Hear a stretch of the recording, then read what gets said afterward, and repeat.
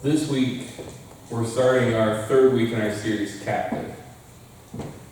This series is one that I was really excited about, and I've enjoyed preaching it, but it's also probably been one of them in the last year that has actually made me challenge myself a little bit. They always say, practice what you preach, and I've had to practice a little more what I'm preaching, and catch myself like, oh, I shouldn't be doing this, or, when I'm driving and I'm making sure that I don't react in an angry manner, and I want to make sure of those things. So it's like, or am I good? Am I checking myself? And honestly, if I'm totally honest, spring break has been the perfect time for me to try to check myself on my driving in Branson, because it has been terrible. I don't know how many times I'll be going down the lane, and it's like, why are we going 15 miles an hour? Or wherever I'm driving, it seems like they're always going 15 miles an hour. I don't know. I think what it really is it's God testing me and trying to help me become a more patient driver and practicing what I preach a little bit. So it's been one of those series that's kind of helped push me in those different areas to keep track of my mind and keep track of my heart. And our series theme has been not becoming a captive to life. It's easy for us to react to those things that happen to us and become a captive. Being a captive is the same as being a prisoner, being in chains, being in bondage. And we seem to allow ourselves to stay in a captive state frequently.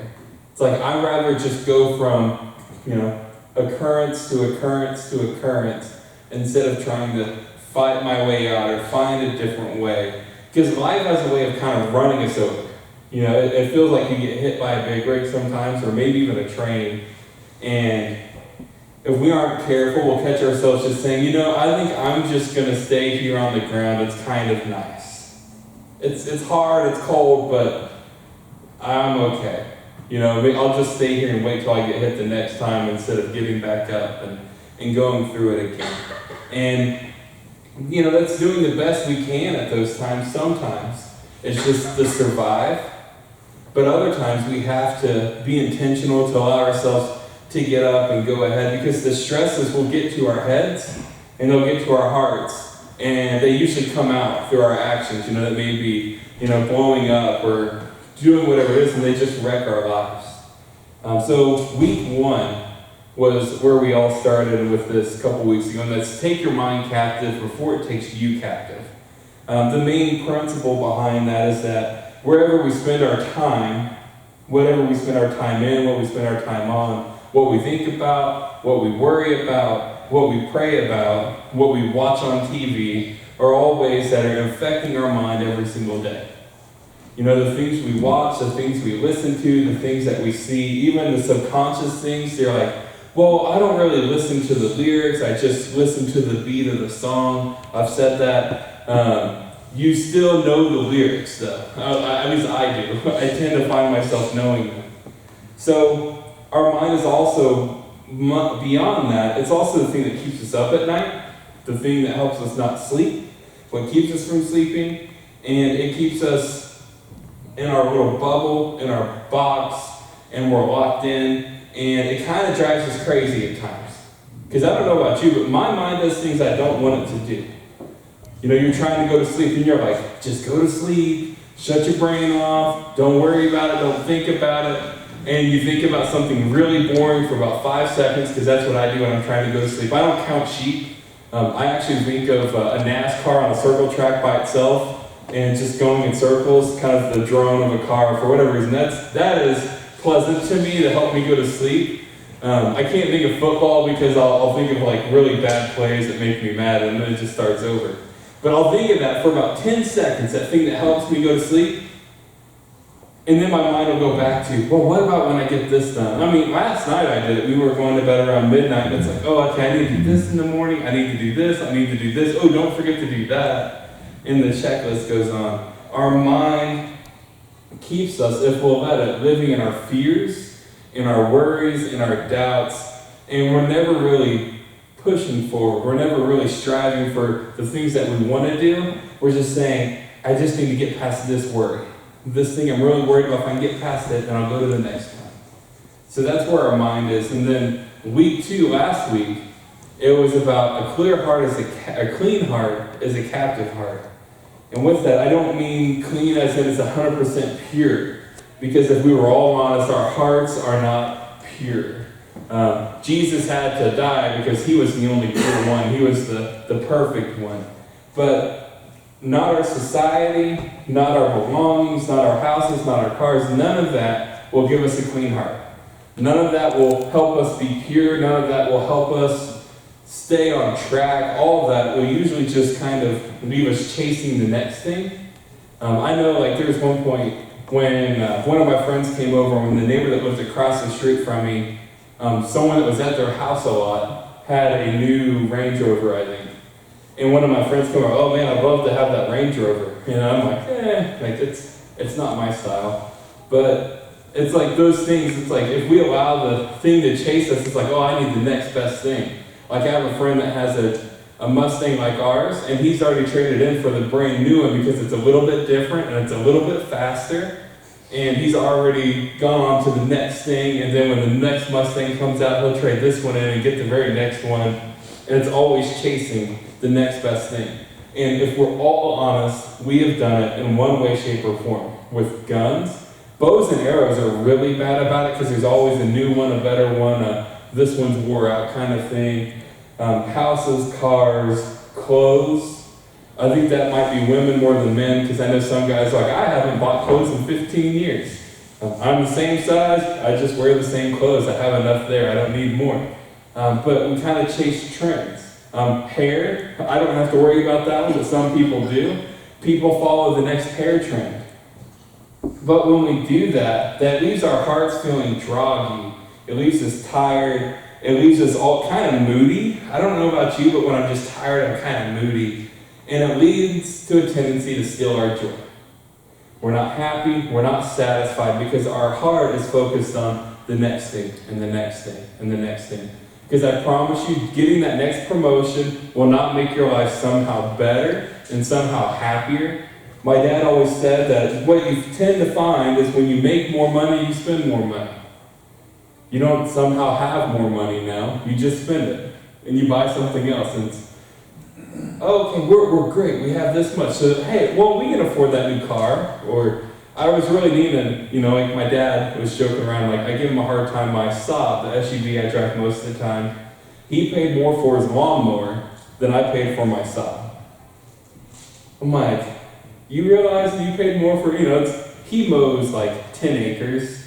So it's like this huge riding lawnmower. It's got like air shocks on it and everything, but it costs more than my car. Like, that's crazy to me. But that's kind of what it'll lead to sometimes if we're always chasing the next thing. We're always spending more and we're never happy. And that's where we kind of catch ourselves a lot. And I was kind of talking a little bit about this, but with today's focus, our worries, we'll allow our worries to steal our joy. Today's focus is not allowing it to happen. We don't want to allow our worries to steal. For me, I have a really bad habit about when I'm about to leave on a trip, or maybe it's the night before a holiday or whatever it is, I'm laying there in bed and I can't go to sleep. I'm thinking of the checklist through my head of making sure we have everything in order. Did I check the tires? Did I check the oil? Did I check the antifreeze? Make sure everything's ready in the car. Did I pack enough clothes? Did I make sure I had an extra pair of shoes? All of these things. I pack kind of like a girl. I'll happily admit that. I pack more than one kind of shoe. I make sure I pack extra clothes just in case you need them.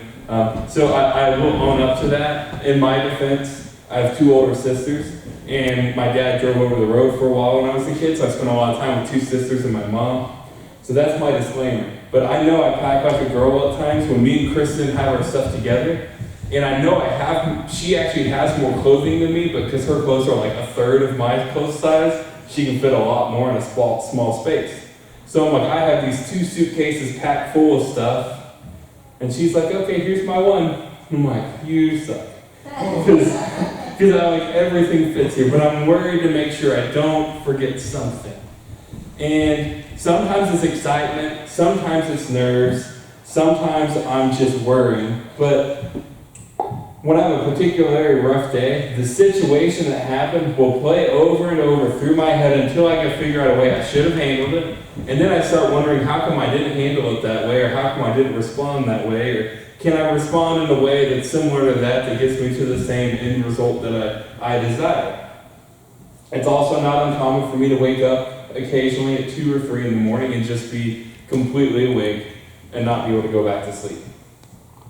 So this is probably just me that has these things happen. I'm sure none of you ever have it where you worry, where you doubt, where you don't sleep very well, where you're groggy, where you're grumpy. A few days in a row, I'll get grumpy eventually. If not like the first day. Kristen could probably tell you it was the first day. Like, I can tell you didn't get enough sleep. Like, I'm fine. Just leave me alone. I think we've all said that too, probably. But I have those weeks where I'm worried and where I have those days where it's like, I don't understand how to handle the situation. So this week, like I said, this series alone has been at me, but this week is really talking to me. As in, I need to make sure I take my own advice and practice what I preach. So if you have had any of these worries this week, I want you to raise your hand.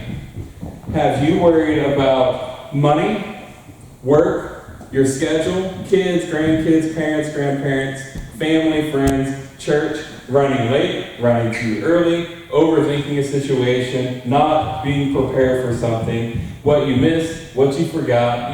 Anyone worried about any of those this week? How about more than one? Anybody more than one? Okay, so we can see that it's not just a me thing and it's not just a you thing that worry about. It's an everybody thing. And I could probably go on more things that we've worried about, but we get the gist. We all know that there's something that we're struggling with, and the scripture we read today is one of my favorite scriptures, and I think it's because it's one of the hardest for me to apply. I'm one of those people, I'm one of those weird people, I'll admit to that I like that challenge, where it's like I want to be pushed, to be better, to be stronger, to think more clearly, and this one doesn't. Because our key scripture today is Matthew 6:25 through 34. And like I said, it's one of my favorites. I think it's one of the best stories. But Jesus is talking about the importance of relying on God.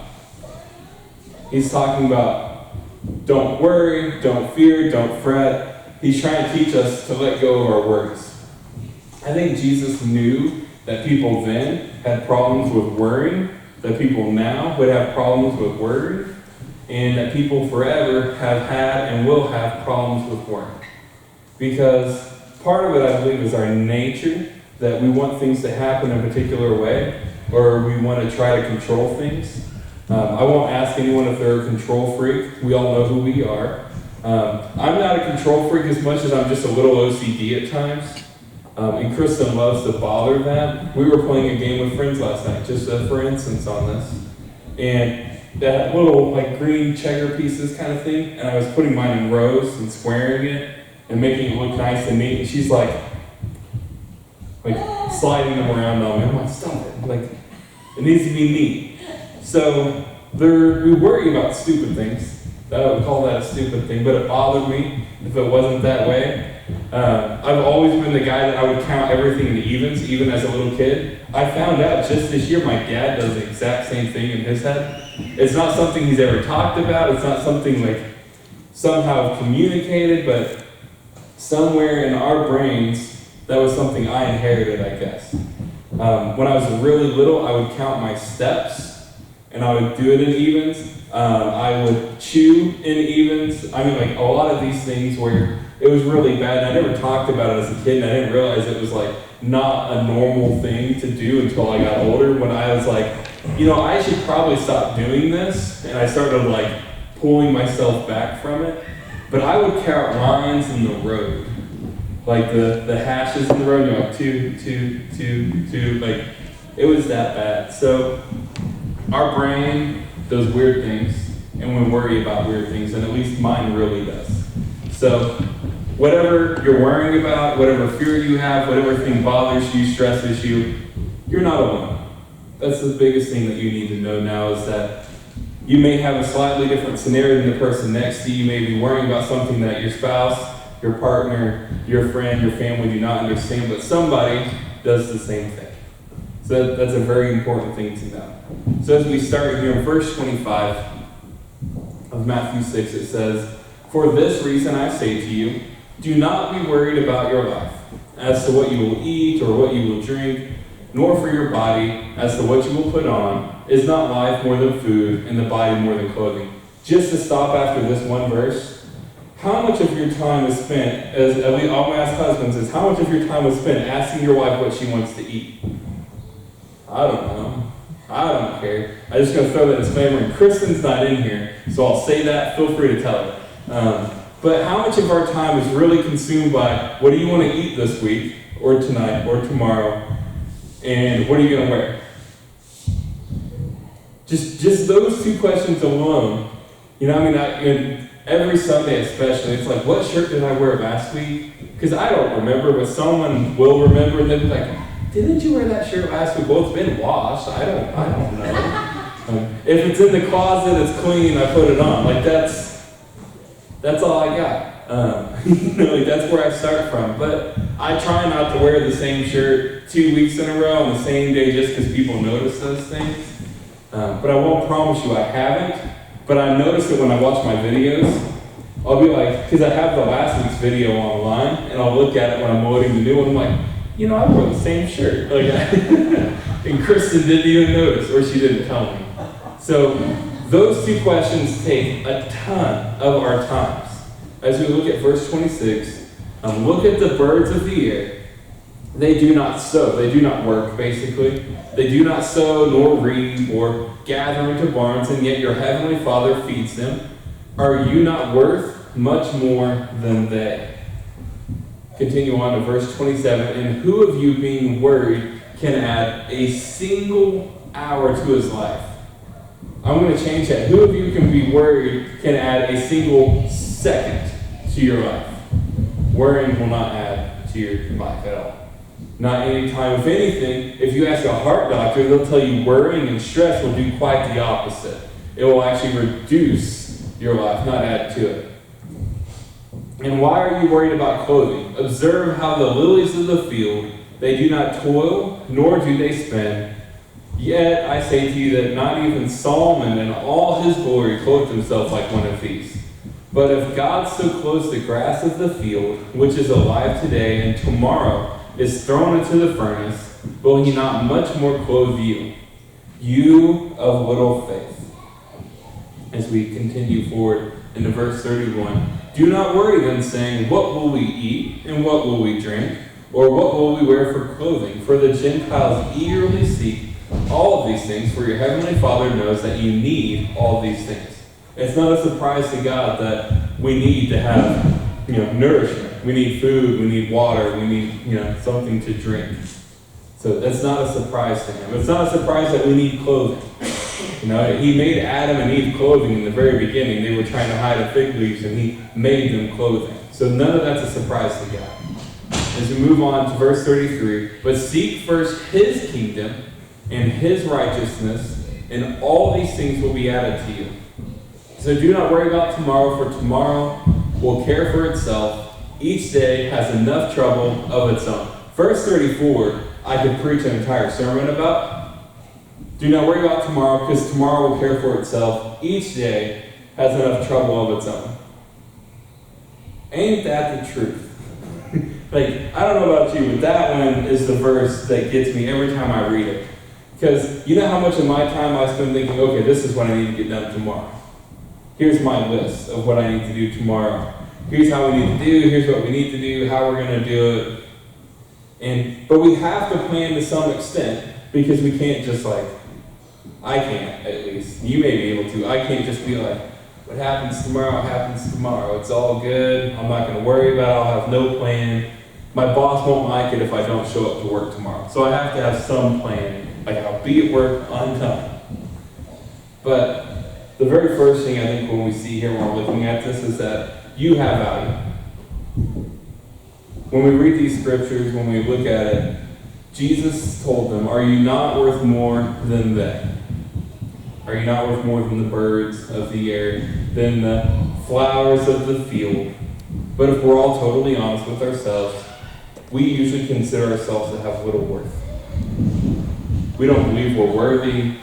We don't believe that we should be loved. We don't believe that we should be given gifts. That's why when people do really nice things for us, it kind of shocks us. And you're like, there's usually two reactions. You're really thankful and you're really grateful, or you're like, what do they want? Like that's that cynicism that we have, that first thought. What do they want? But we have value. Each of us have value. You yourself have value. You have to believe that to some extent to even accept God's love.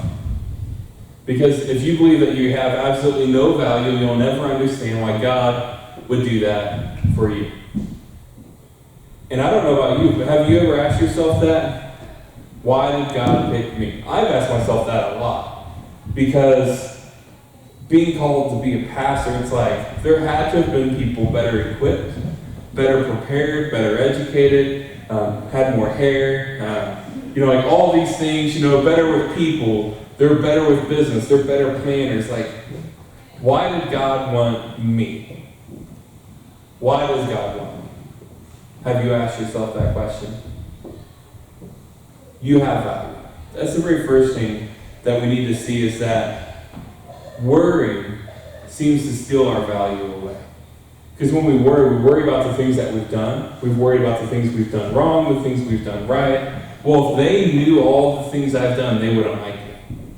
So you put on the happy face. You put on the pretty face. You try to cover your scars and your bruises. And there's the thing when they talk about when you're dating someone, when you first go to date, you don't lay everything out on your first date. You're kind of like, put your best foot forward. Yeah, I have a job and I do this. It's not like, I have just got this job because I was laid off on my last job. And like, those are things you don't say on first dates.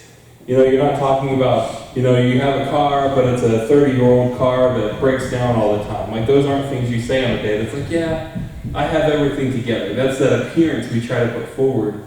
But we worry every way, every part of the way, everything there. Because we believe that we do not have value. Our value to others is only what we can give them. That's what we think. I have no value beyond what I can give you, what I can help you. And we allow that to become our identity, and that my value is in this. My value is because I can talk. Because I'm not very mechanical. I'm good with cars, but I'm not very carpentry. I can't do woodwork. I'm not going to go build something for someone. I can't, fix things at the house. I can't do a lot of these things. So my value is not there. We do the same thing with ourselves. We will pick at the things where we find that we have no value. We'll think that I can't do these things, so I'm worthless. This person has so many talents here. This person's a better public speaker. This person's a better singer. This person is a better carpenter. And this person's better here. And we're like, where am I good at? Have you ever worried that? Where am I good at? You have value. The very first thing we'll see with worrying is that it steals our joy. When you take away your value, your personal value to others and to God, how happy are you going to be? It's hard to be happy when all you can think of is that I am worthless. And we've all been there. I've been there. I've thought that about myself. I've wondered that. I've asked the questions. But the thing we have to know is that you have value to God. No matter what you've done, no matter what your past is, no matter what your skills are, you are valued, you are loved, and you are cared for by God. He cares for the birds, He cares for the fields, He cares for the trees, the sun, the stars, everything. And He still cares for you. So we have to understand that. The next thing that we have to understand is that worrying will never, ever help you finish or overcome anything. Worrying has never helped me complete one job, complete one task, complete anything at all. I've never been like, I am so glad I was worrying about this last night that I couldn't sleep, so I got up this morning and everything went perfectly. I've never thought that. I've never been glad I worried. It's never added a single moment to my life to worry about it. Now, just to be clear, this doesn't mean thinking about something. Because like I said, I plan to some extent. So it doesn't mean I'm not sitting there thinking, okay, this is how I can do this. But when it consumes you and becomes worry, well, what if this happens? Or what if I do this? Or what if I do that? It'll consume us. But worrying, as Jesus said, it'll never add an hour to your day, and won't even add an hour to your week. And as he said, it won't even add an hour to your life. So why do we worry so much? It doesn't help us. It doesn't help us get anything done. It doesn't add to our time. It really doesn't have any positive interaction with us, right? I've never been like, I was so worried, but because I worried, it was finished. Because I worried, it was better. Because I worried, insert anything good. It's not added anything. And like I said, this is at me as much as it is at anyone else. But when we worry, one of the biggest things that we'll see is that when we worry, it's doubt. When we worry, it's fear. When we worry, it's not because we think that God is bigger. It's when we worry is that we think our problem is bigger than us. And a lot of times it is. But our problem is not bigger than God. I know one of my favorite stories I love to tell is a woman came to a pastor, and the pastor, and she was saying, can you pray for this? And, I think this is too small of a thing, but I just want you to know this is going on. And he just looked at her and said, well, what problems are big to God? If this is too small, what problem is too big? What problem is big? All of the things that affect us in our life compared to God, His power, His might, are small. So bring the small things down. They may be huge to us, and may be insurmountable, may not be passable, but to God, they're possible. They're not impossible, they're possible with God. Worrying will never help you finish or overcome anything. I've never gotten a job by worrying. I've never gotten a promotion by worrying. I've never kept a job by worrying. If anything, worrying usually makes it worse because then you sleep less, and then you work less, and you get sick more, and then you work less. And you can see worrying could really deteriorate the things around your life, but it also can ruin your relationships. Because if you're worrying constantly, you're probably not in the best mood. That's where I have to catch myself. I'll catch myself not sleeping very much, and then I'm just like, ugh, just leave me alone. I don't know if you guys ever do that. As a people person, it's not a great quality to have, is to kind of turn into the Scrooge and you're bah humbug about everything. Like, just do it. Just leave me. Just let it be. I don't need your help right now. And we do that. That's what we do when we worry, when we stress. It deteriorates and takes away. We have to be willing to let go of the worries, to let go of the doubts, the fears, the pains, and seek His kingdom and His righteousness first. We have to be willing to let go. Because when we seek His kingdom first, when we seek His righteousness first, it puts our worries, it puts our fears, it puts our doubts and our pains into perspective. One, the very first thing you have to know about those is the thing you're worrying about is temporary. It's not going to last forever. Every trial has a beginning and has an end. At some way, in some form in life. With my mom, with her disability when she was injured, it had a beginning, and that was from the car accident, which would have been 11 years ago tomorrow. And when she passed away, that was the end of it here.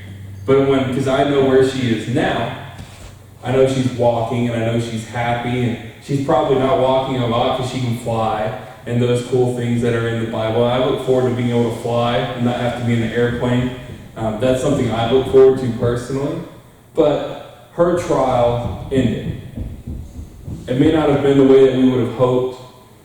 Me and Ron and Karen had kind of talked about this with Karen being in the hospital a little bit, is that it's our hope that, just kind of jump up, I'm better, and walk out. It's like, as much as we'd love for that to happen, it doesn't always happen that way. Sometimes it takes a little bit of time, and it takes movement, and we get better with time. When I hurt my back, how many times I prayed, just take this pain. Like, I don't want to feel the pain, just take it, and I just want to be able to feel better right now. And it didn't. It wasn't an immediate thing. It was months of therapy, and it finally, after the therapy stopped, I'm like, well, we've done what we can do. The pain should go away eventually. It just kind of gradually went away. It wasn't an immediate thing. It was, a year and a half before I finally felt mostly normal. If I sleep weird, if I do anything really strenuous for a long period of time, I'll hurt again the next day. It's not perfect, it's not gone forever, but it's much better than it was. The trial, the pain was temporary. But when we put God first, it allows us to see the bigger picture. It allows us to look at what's next, what's beyond this, and move forward towards it. It doesn't magically make it better. It doesn't magically make it easy, though. There's no part of the trial and talking about our worries where it's like, oh, okay, because I put God first and I pray to God and we say, God, I need you to do this. It's not like we magically get up, okay, I'm not worried about my kids or my parents or my grandparents or grandkids. I'm no longer worried about my money or my job. It doesn't magically get better. It's not an instant thing where we feel like, oh, excuse me, oh, everything is okay. But when we repeat our faith and we repeat our prayer and we lay it down, I know a lot of people will tell you have to lay it down and just leave it down. That's tough. Sometimes it's easier to lay it down and then lay it down again and again and again until you can leave it down. Because I don't know about you, but I have a hard time saying it just once and being like, okay. So that's where I struggle. On this Friday, we'll celebrate what we call Good Friday. More than 2,000 years ago, Jesus died the most horrible death that was probably around at his time, if not still. And it was because he was putting his kingdom first, his righteousness first. And he was putting you first. Before himself, before the pain, before the struggle, he put you first. Excuse me. My allergies have been killing me. So they're going to try to take me out before I can finish my sermon. But I'm going to finish. But when Jesus died, it's not just that. His sacrifice and his sin was the end. It wasn't that when he died was the ultimate victory. The victory is what we'll celebrate next Sunday. It's what we'll celebrate. When his resurrection, when he rose from the dead, he overcame death, and that same overcome that he gave to himself, that he overcame death, and death had no victory, had no sting, he gives that to us. He gives that opportunity to us. He gives us the power and the ability to have life and life everlasting. Not life where he says, life will be full of worries and doubts and pains, and that's all you'll ever know. But he says, I'll give you life and life more abundantly. It may not be easy, it may not be perfect the way that we would imagine it, but that's what Jesus gives us, life. And I'll ask as we close, as the worship band comes back up, if you need to pray because you have worries, because you have doubts, you have fears, you have pains, you have struggles, pray. You can pray where you are. You can pray up here at the altar. But ask God to take it. Like I said, when you ask God and you lay it down, what that means to me is that I'm going to lay this down, and every time it comes to your mind, God, help me get through this. Pray for it. When you worry about it, pray for it. When you're laying in bed and you start thinking, I need to do this, this, and this, or what about this situation? Pray for it. Pray for the situation, Pray for the moment, pray for the time, pray for your parent, grandparent, your kids, your grandkids, your friends, your family, all those that you worry about. If you're worried about your work, pray for it. We have a chance that we can take our stresses, our worries, and give them to the God who created the universe. If He can create stars, He surely can make my prayer align with Him. He can take my worry, He can take my stress, He can take my pain, because He has the ultimate power. He can overcome. He will overcome them. And that's something we can see. As you guys